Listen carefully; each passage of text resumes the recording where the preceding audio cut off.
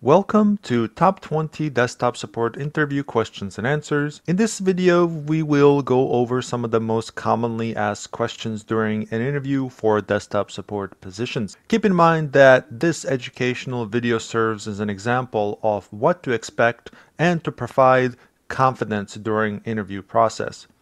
Your interview experience may vary in situation and difficulty. Question number 1. Can you tell me about yourself? Be very careful when answering this question because this is your first big chance to impress, and you can do so by stating the facts related to this job. Only talk about previous experience, education, and formal training related to this field. It is important to understand that follow-up questions may be related to anything you say at this point. So what I mean by this answer is that you want to talk about anything that relates to desktop support. So let's say you are interviewing for the first time for this type of position. You want to talk about your experience that relates to this job in any way possible. You can talk about hobbies and such, and about yourself on a personal level as well, but as long as you can relate it to this job in some way, this is the most beneficial answer you can give. Question number 2. You've received a trouble ticket that monitor is not working. What is the first thing you should do? A lot of times cables are not plugged in correctly. First, I would check power, then video signal cable, and if both check out, make sure the computer itself is powered on. If interviewer asks for further troubleshooting steps, I explain that there is a possibility that video driver or maybe the monitor itself is simply bad. So what I mean by this answer is that sometimes we have to go down to basics when it comes to resolving issues, and that's exactly what interviewing is trying to figure out when asking this type of question. So of course, there's a chance that cables are loose, which happens.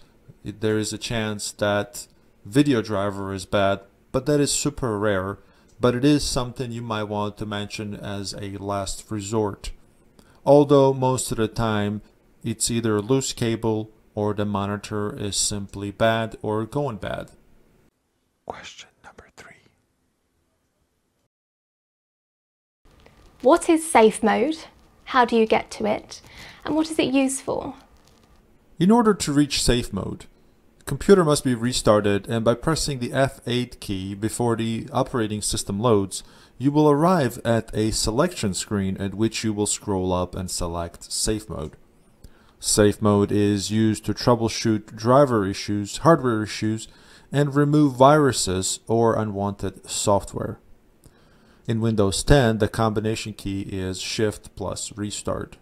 So in this answer, when it comes to older operating systems like Windows XP, Windows 7, you would do it by pressing the F8 key when the operating system is booting. This will get you to a menu at which you can select a few different modes related to safe mode. One of them is safe mode. The other one is, for example, safe mode with networking.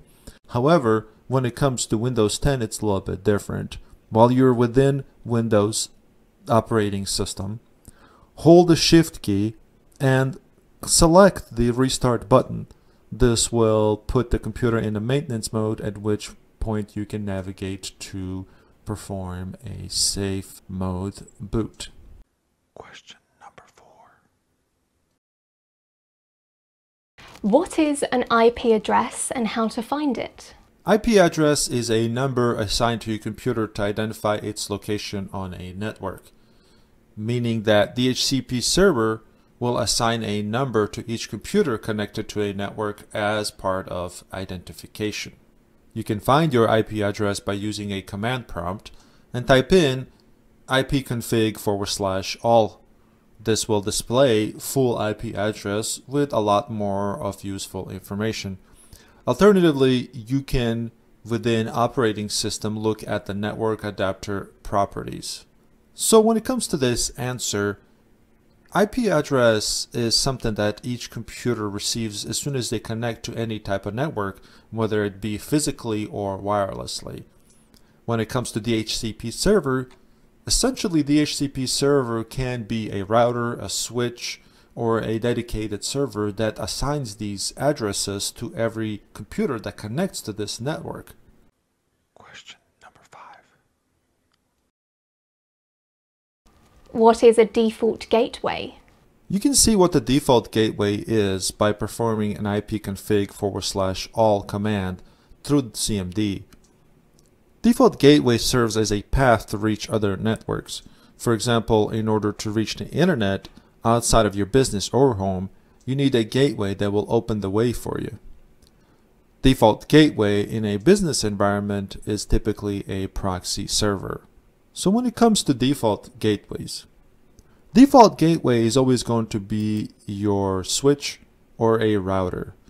And this is when it comes to a simple home network or a simple business network. In a large business environment, it's going to be a proxy server because proxy server can monitor and filter any traffic that goes outside of your network. Question number 6. What is Active Directory? Active Directory is a feature of Windows Server operating system and it contains user accounts, objects, host names, group policies, and domain services. For example, Active Directory will have information about user login credentials.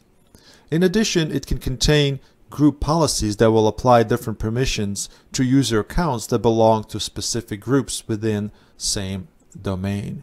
So in the nutshell, Active Directory in a business type of environment has the information about your PC login.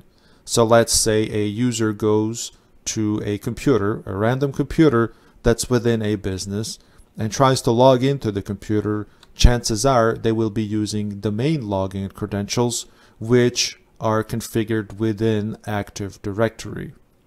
When it comes to group policy, group policies are created so that way, instead of creating special permissions for individual users, user is simply added to the group policy that has these permissions already pre-configured, and it applies it to that specific user. Question number 7. What is a domain? Domain is a group of computers and users created for a network in order to control access. With a domain, you have a group of systems that are bound by the rules of centralized authentication server. In a domain, each system has to connect through the domain server using provided credentials. A computer user will have domain login access once their credentials are created or added to that specific domain within Active Directory. For example, your job's PC login will most likely be a domain login. So let's put this in a simple real-world explanation. If you got a brand new computer that you're trying to connect to the domain, first you have to get a host name from the domain controller itself. Once you get a host name, you would assign that host name to the computer, after which that computer, once added to the network, will have access to the domain resources. Same thing when it comes to adding a brand new user to the domain. So brand new user by default does not have a login or privilege to log into any computers that are controlled by that domain controller. So this is why we have to create a new user credentials within the domain for that specific user, which will allow them to log into the computer. Question number 8. You receive a trouble ticket that states, "Printer is not printing correctly." This issue is caused by a bad or wrong printer driver. Solution is to acquire and install a correct printer driver. To expand on this question, as you've noticed, specifically points out a weird pattern on paper and not necessarily a faded or broken up patterns when it comes to printing or anything like that. So in this case, it's very clear that ink is not an issue that there is plenty of ink. So the only thing that can cause this, and you've probably seen this example before, where you send something to print, let's say a document, and it prints it out, but the pattern on it is really weird and it doesn't make any sense. This is a very clear case of a bad or wrong printer driver, after which you have to simply reinstall it. Question number 9. What are some commonly used LAN cables? There are 4 different types of LAN cables commonly used: Cat5, Cat5e, Cat6, and Cat6a. Cat5 speeds are up to 100 megabits per second. Cat5e are up to 1000 megabits per second. Cat6 up to 1000 megabits certified gigabit. And Cat6 up to 10,000 megabits per second. All the speeds are based off 100 meters maximum distance.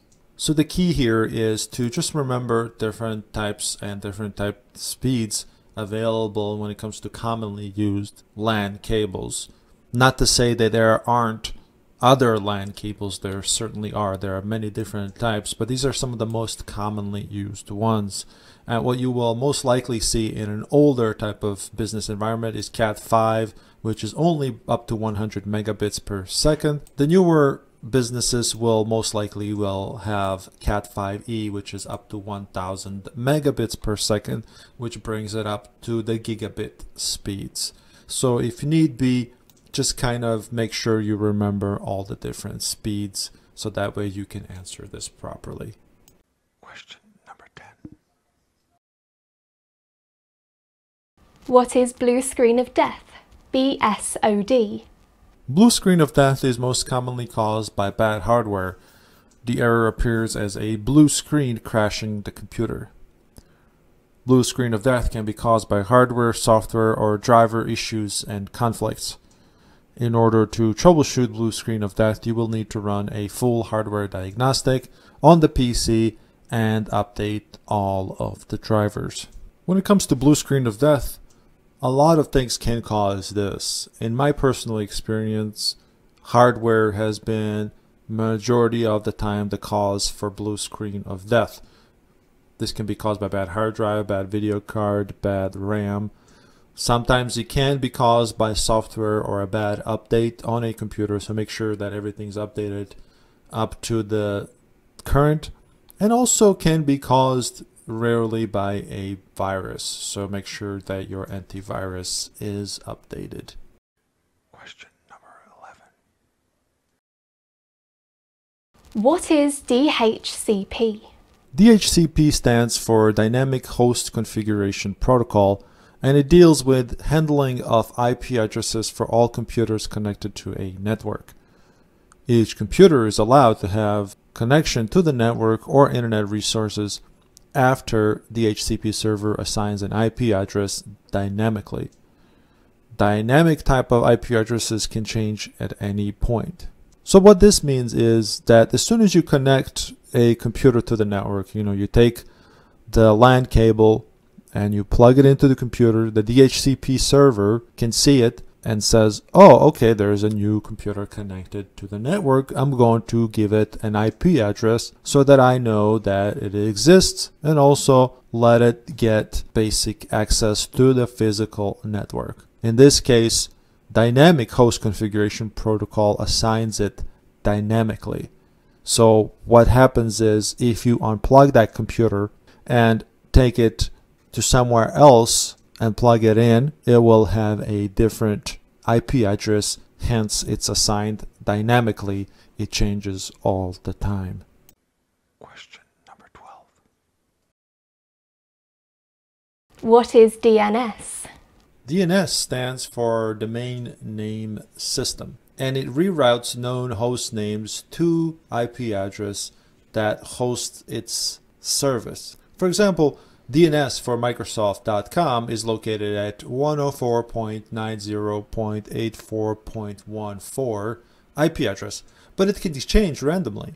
You could say that it serves as an address book for the host names, which are then translated into IP numbers in order for computers to understand it. In this example, it assigns and routes web address names to the web hosting service. If Microsoft.com changes its IP address, that'll be perfectly fine because the main name system will know that. Of course, you have to have a static IP address for this to work, so you don't want it to change all the time. However, for this web server, you just need to make changes to the settings that point to that IP address. So as soon as you change the IP address, you can go back in and say, okay, Microsoft.com is now at this new IP address, and this is what DNS does. Question number 13. What is VPN? A virtual private network is commonly used as a secure way to connect from remote location to network resources in your business or company. For example, you can take your laptop to a coffee shop, start a VPN or create a VPN, and through it securely connect to a PC at work or access companies' emails and files. So let's say I do go to a coffee shop with my business laptop or work laptop.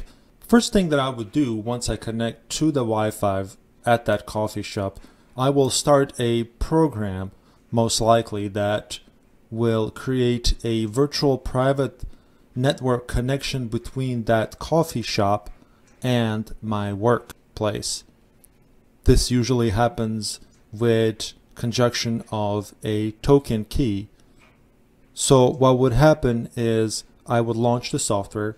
It would ask me for my credentials plus the token key, which is randomly generated. This creates a safe tunnel connection between 2 points. Question number 14.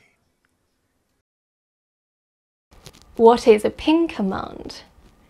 The ping command is used to determine whether your computer can reach external or internal resources. For example, through command prompt, type ping followed by the name of the websites to test connection. This function sends 4 packets of data which are sent back as acknowledgement of successful connection. It also provides the latency results measured in milliseconds. So in this example, you can use the ping command to test to see if there's a connection between your computer and the website, but it can be also used to test whether you can reach different resources on the same network, for example, another computer over the network. When it comes to testing connection between multiple points, a traceroute command is used instead. Question number 15. What is a group policy? Active Directory assigns a group policy to each new user added into the database. For example, if you work in desktop support, your user login credentials and permissions will be assigned to a group policy. In Active Directory, you can take any user and place them into a group that has predetermined settings. Group policy can restrict read, write, or execute, and restrict access to network resources. So in this example, you can basically just drop a new user into a group that already has predetermined settings. So instead of you having to go in and create a new user by itself and then assign different permissions to it that would either allow, for example, to read, write, execute, or admin privileges, you would simply take that new user and drop him into a group that has predetermined settings. So let's say you do desktop support for this company. Once you do start working for them, all they will do is create a login for you, give you a login ID, and that login ID will be in a group most likely called tech support. Question number 16. What is a .pst file? .pst file is a file extension used by Microsoft Outlook archives. An email archive would commonly be known as a PST. Every time a user creates an archive in Microsoft Outlook, it creates a PST file which is stored locally on the computer. So whenever the computer crashes, for example, and the hard drive goes bad, this file is destroyed as well because it is stored locally only. Not to be confused with an OSD file, which is basically a cached version of your inbox that is also stored on an Exchange server remotely. Question number 17. How would you change folder permissions? You can change folder permissions through group policy, but it can also be done at local level with administrator privileges. Under folder properties, select Security tab and then Edit, after which a pop-up will provide an ability to add users and allow for read, write, execute, or full permissions. This type of thing is typically done with server storage where users are allowed to access certain parts of it. So let's say there is a server within your business that everybody has access to, but they only are allowed to do certain things to the folder and the files within it. This is where you would change folder permissions. Question number 18. What is the difference between a switch and a hub? There are a couple of main differences between switch and a hub. Hub can be used to connect multiple computers to a single network, while switch can be used to create multiple segments of the same network. Second difference is that with a hub, all computers connected share bandwidth, which can create latency issues. Switch can regulate this by only sending data packets to a computer that requested the data and is able to regulate the bandwidth. Interestingly enough, this question can trip up a lot of people. The main thing to kind of keep in mind is that switch is a lot newer technology and it's better at handling a larger amount of computers, whether it comes to switching, data handling, or bandwidth. Question number 19. How would you recover data from virus-infected computer? In order to successfully and safely recover data, you would extract the hard drive from the infected computer. Afterwards, you would slave it to a second computer that has updated virus definitions, updated Microsoft patches and drivers. From there, you would scan the drive for viruses, and once virus is removed, you can extract the data that needs to be recovered. If at all possible, I would avoid recovering any data, but if it's 100% necessary, then you have to make sure that the slaved drive does not contain any further viruses before you attempt to recover anything. Also, with a slave drive, you're not running the virus in the background whatsoever because you're not using that hard drive as the main operating system that you are currently using. So this is why it's slaved. It's not able to execute anything unless you intentionally go look for the virus on the slave drive and then run it. Otherwise, it's perfectly safe to scan that slaved drive with antivirus software. Question number 20. Why should we hire you? This is your last chance to sell yourself to this employer. Mention all of the qualifications related to this job, all of the work experience, all of the education and certifications that you may have. Don't forget to smile, make eye contact, and confidently explain why all these things would make you a perfect candidate. In addition to this video, I just wanted to mention how it is very important to do your research about the company you're applying with. This will further prepare you and increase your chances in getting this awesome job. And that's the end of this video. Check out my channel as I have lots of different topics on other different IT positions. For example, network administration, system administration, help desk, and etc. I wish you best of luck. Please let me know in the comments if you got a job with help of this video. I also wish to thank all the people that joined my channel. Thank you so much. I appreciate it. It's completely unnecessary. I just want to say that. But I do see that you appreciate my content to that extent that you wish to support me. Thank you so much. And again, best of luck.